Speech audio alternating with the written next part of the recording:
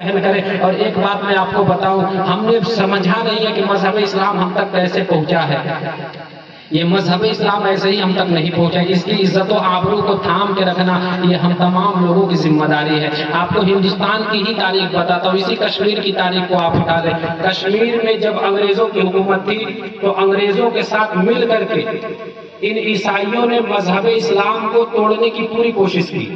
جب توڑنے کی پوری کوشش کی تو چند لوگوں نے کہا کہ یہاں پر مذہب اسلام کے قانون کو توڑا جا رہا ہے۔ 10-20 علماء کرام جو عام تھے وہ علماء کرام آئے کشمیر میں اور آ کر کے انہوں نے پھر سے دین کا کام کرنا شروع کیا۔ جب دین کا کام ہونے لگا، دھیرے دھیرے ہوتے ان لوگوں کو لگنے لگا کہ اگر ان علماء کرام کو نہیں روکا گیا تو پھر سے یہ مذہب اسلام کا پرچم بلند کر دیں گے۔ جب مذہب اسلام کے پرچم کو نیچے گرانے کی کوشش کی گئی ہے، اللہ نے بھیجا ہے لوگوں کو، تو اس لیے کبھی بھی مذہب اسلام کے پرچم کو ہم جھکنے نہیں دے سکتے۔ اگر ہم باتیں بند کر کے رکھیں، اگر ہم ہر طرح کے کام کو کریں گے تو دوسرے لوگ یہی کہیں گے کہ یہ مذہب اسلام کے ماننے والے ہیں، لیکن دیکھو یہ کام کیسا کر رہے ہیں۔ ان علماء کرام کو لوگوں نے کہنا شروع کیا کہ تم یہاں پر کس لیے آئے ہو، تمہارا یہاں پر کیا کام ہے؟ ان لوگوں نے کہا کہ یار ہم تو مذہب اسلام کی تبلیغ کر رہے ہیں، مذہب اسلام کو پھیلانا ہمارا کام ہے۔ تب ان عیسائیوں نے انگریزوں سے ملاقات کی اور انگریزوں سے ملاقات کر کے کہا تھا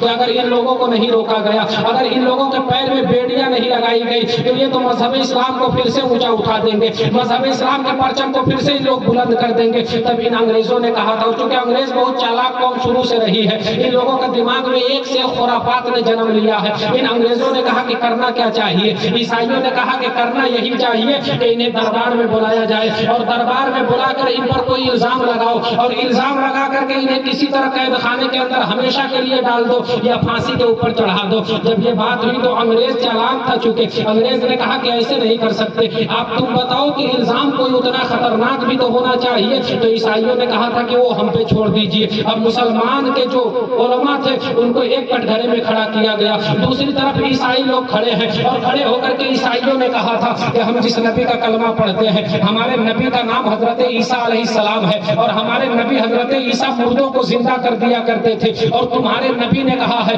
کہ علماء امتی کا انبیاء بنی اسرائیل، کہ میری امت کے جو علماء ہوں گے وہ بنی اسرائیل کے انبیاء کی طرح ہے، بنی اسرائیل کے نبیوں کی طرح ہے۔ تو ہمارے نبی تو مردے زندہ کرتے تھے، تو تم بھی مردے زندہ کر کے دکھاؤ۔ اگر تم مردے زندہ نہ کر سکے تو تمہیں یہ کہنا پڑے گا کہ تمہارے نبی کی حدیث جھوٹی ہے، تمہارا نبی بھی معاذ اللہ جھوٹا ہے، تمہارا قرآن بھی جھوٹا ہے، تمہاری شریعت بھی جھوٹی ہے۔ یا تو مردے زندہ کر کے دکھاؤ یا تو یہ ساری باتیں تمہیں اپنی زبان سے کہنی ہوگی۔ اب یہ تو علماء اسلام تھے، اب یہ تو کوئی اللہ کے ولی تھے نہیں کہ یہ اتنی بڑی کام کر سکتے تھے۔ اب یہ سوچ بچار میں پڑ گئے، لیکن ان لوگوں نے کہا کہ مجھے چند دنوں کی مہلت دی جائے، ہمیں چند دنوں کی مہلت چاہیے۔ بادشاہ نے کہا کہ کوئی بات نہیں، کتنے دنوں کی مہلت چاہیے؟ علماء کرام نے کہا کہ ہمیں 40 دن کی مہلت چاہیے۔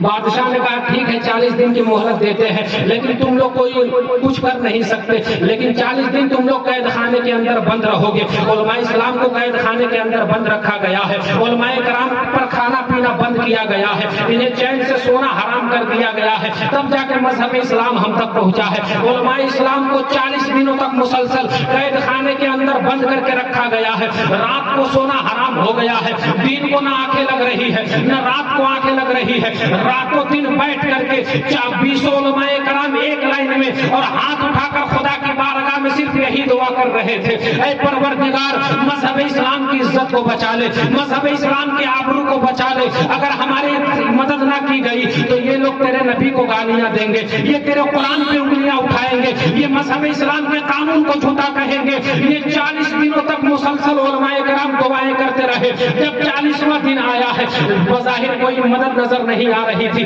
کٹ گھرے میں کھڑا کر دیا گیا ہے، دوسری طرف عیسائی کھڑے ہو کر مسکرا رہے تھے کہ آج بھی یہ کچھ نہیں کر سکتے ہیں، لیکن علماء کرام نے مصطفیٰ جان رحمت کے دربار کی طرف دل کو لگا کر کے کہا تھا، یا رسول اللہ اگر آج ہماری مدد نہیں کی گئی تو پھر سمجھ لیجئے کہ آپ پر بھی انگلیاں اٹھیں گی، آپ کی حدیث پر بھی گالیاں دی جائیں گی، قانون اسلام کو توڑنے مڑوڑنے کی کوشش کی جائے گی۔ جب علماء کرام نے اتنا کہا تھا بیک زبان ہو کر کے، تو مدینے سے آواز آئی تھی۔ اس دور میں ایک سید تھے جن کا نام سید علی حمدانی تھا، سید علی حمدانی حمدان کی سرزمین پہ تھے۔ مصطفیٰ جان رحمت نے کہا تھا، اے میرے بیٹے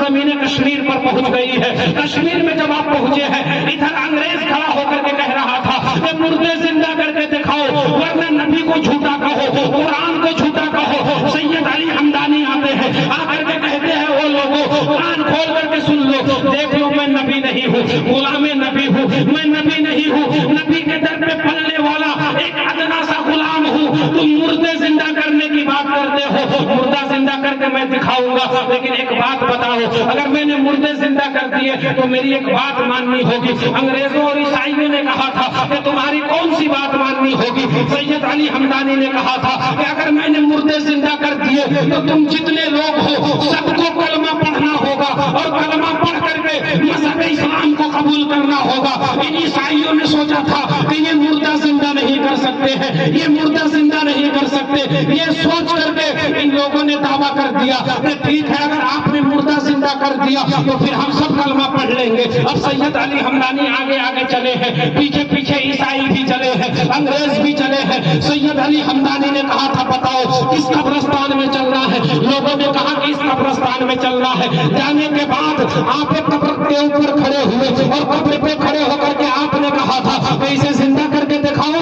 लोगों ने कहा था हाँ इसे जिंदा करके दिखाए। सैयद अली हमदानी ने कहा था तुम बिइज़्निल्लाह अल्लाह के हुक्म से खड़े हो जा।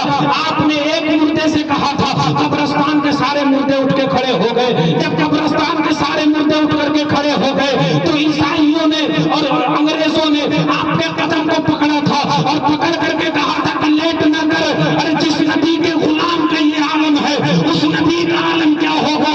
इसी को जब आला हजरत ने देखा था तो इस अंदाज में कहा था कि जब उनके गदा भर देते हैं शाहान